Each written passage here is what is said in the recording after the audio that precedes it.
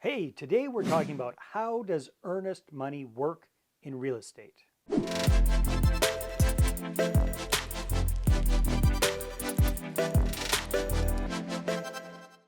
All right, are you curious about what is earnest money? You probably heard about this. How does it work in a real estate deal? How do you get it? What happens with it? What's it used for? What are the contingencies around that? That's what we're going to be talking about in today's video.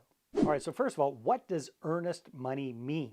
Well, the meaning's kind of in the name. Earnest means that you're serious about doing something. So earnest money is a deposit that you're giving a buyer in a real estate deal to show them that you are serious about purchasing the property. You're earnest about purchasing that property. So how much is an earnest money deposit? Well, here's the good news. There's a wide range. I remember back in the day when I was doing creative type deals, working directly with property sellers. In some cases, my earnest money deposit was as little as $1 just to make the deal legal. However, that's typically not the case. Typically, especially if you're working with a real estate agent, a realtor, you're going to be putting up a specific percentage of the purchase price of the property. That could be anywhere from 1 to 5%. It really depends on what's going on in that market, what is customary for that kind of investment property or what kind of property you're purchasing, and what's going on with supply and demand in the area. So the amount of the earnest deposit is going to depend on a lot of factors. One good thing that you can do is, if you're working as a real estate agent, is find out what is customary. But here's what you got to keep in mind, especially if you're in a hot market and there's a lot of competition.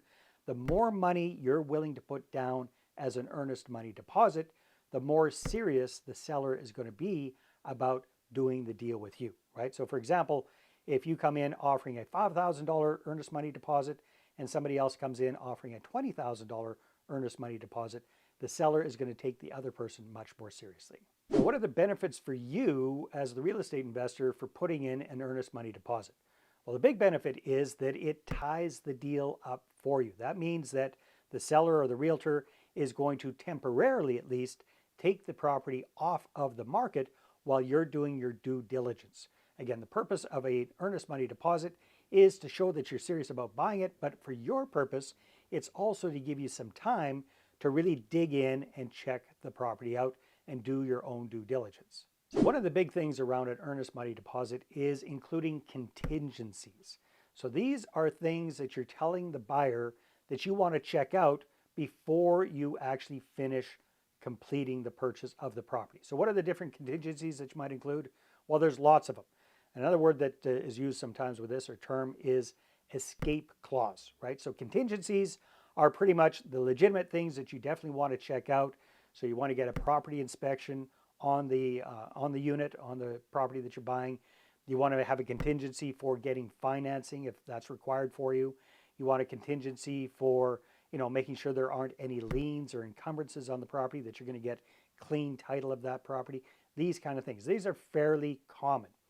Some other contingencies that you can include in there that are more like escape clauses is you might have a contingency being that, final purchase of this property is dependent on the buyer's partner's approval. Okay, this is a kind of little sneaky way that if for whatever reason you decide you don't want to purchase a property, you can just basically say, hey, my partner said it's not a deal.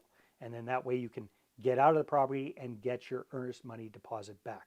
Now, again, this is going to depend on how many of these kind of clauses you can put in there. It's going to really depend on how good of a negotiator you are, what the market's like, what the seller's like, and what your realtors are like as well, how experienced they are. Because quite often, the seller's realtor is not going to let that go through. They're going to say, hey, no way, and they're going to scratch out those extra little contingencies that you put in there.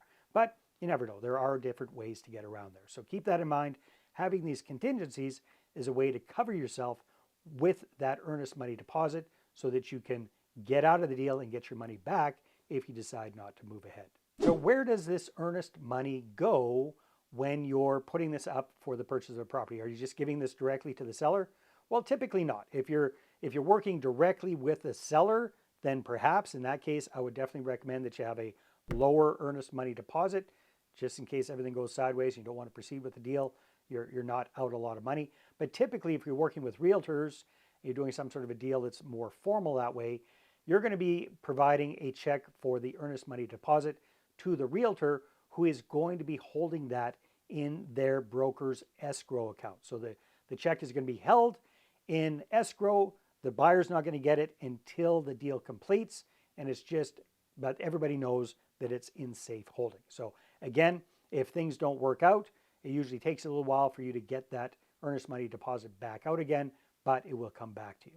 Okay, well, that brings up our next point. What happens if you've paid a significant earnest money deposit and your contingencies aren't met and you want to get out of that deal, but the seller doesn't want to let you get out of that deal? That can happen from time to time. Doesn't usually happen too often.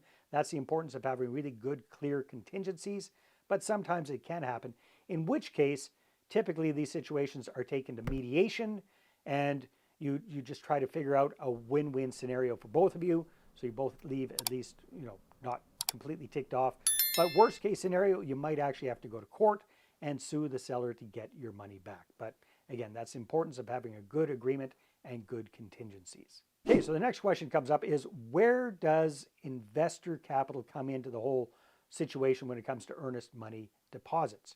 Well, if you're working with joint venture partners or investors and you've gotten some of the capital up front, that's typically where that's going to come in.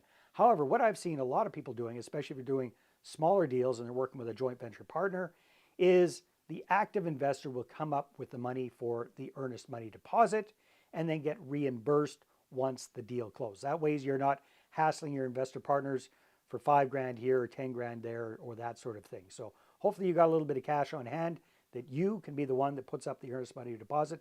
But if not, you can collect that from your investor partners, and that's part of their investment. So myself, when it comes to earnest money deposits, I've seen all sorts of ranges. Back in the day when I was doing those creative deals, sometimes I get in with as little as $1 as an earnest money deposit, sometimes $100, $1,000, that kind of thing. Once I started buying properties with realtors, the earnest money deposit requirements went up significantly. So a dozen years or so ago, it was a $5,000 deposit was customary for an earnest money deposit on a single family home. Then since then, it's bumped up to $10,000. And in fact, when we were in the heat of the market, even for a single family home, I was seeing earnest deposits of as much as $20,000. On the other hand, if you're doing commercial residential, like apartment buildings, the earnest money can be very, very high comparative to a single family home. In fact, I did one deal years ago, 54-unit apartment building deal. The earnest money deposit for that was $50,000. So again, that just really shows the seller that we're serious and we have some serious skin in the game. Now, if you're looking to bring on investors or joint venture partners, whether it's to help you out with your earnest money deposit or more likely for the rest of the capital needed for the down payment, closing costs, renovation costs, all that kind of good stuff, I've got a great resource for you. I think it's great, but I'm biased. It's my book, all right? The Money Partner Formula. I've invested over a year of my blood, sweat, and tears putting into the content of this book, and it walks through my entire process for how you can start from scratch with no experience raising capital and raise your first 6 figures in as little as a few weeks and 7 figures in a matter of months. So if you're looking to scale your portfolio and do more deals and bigger deals, go ahead, grab a free copy of my book. Just click on the link in the description below, or you can go to investorattractionbook.com.